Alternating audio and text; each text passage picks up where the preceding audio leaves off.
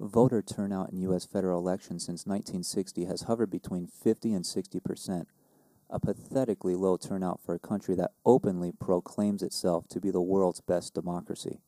94% of Americans consider voting an important civic duty that everyone should do, but over one-third of non-voters say they do not vote because they are working or do not have the time.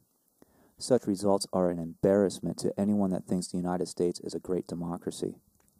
A national voting holiday must demand that the professional class be able to vote.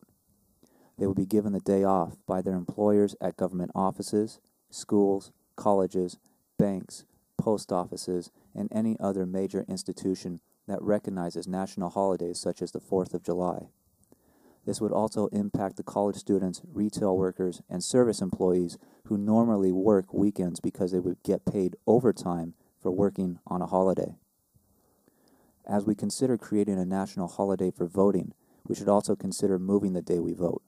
Why keep the early November date when voters must stand in line in freezing conditions throughout much of the country?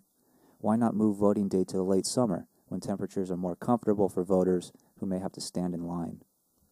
We could move voting day to what is currently Labor Day, the first Monday of September, to celebrate our fulfillment of our roles as workers and vigilant citizens.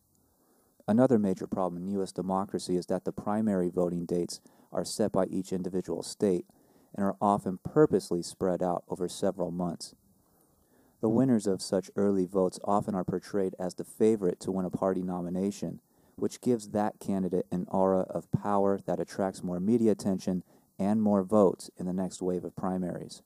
Put simply, the early primary system sets up a snowball effect of one candidate being portrayed as dominating a race even though they have only won a few small states. Bill Bradley said this about his 2000 campaign for president, quote, "I ran for president in 2000 and got knocked out early.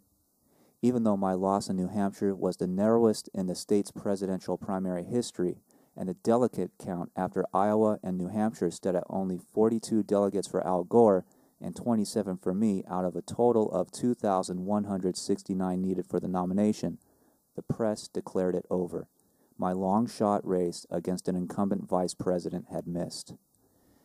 If we are seeking to make democracy an equal race amongst candidates, then we must also create a type of national primary voting day that would place primary voting in each state on the same day. No candidate would be able to grow such a snowball advantage in this new system.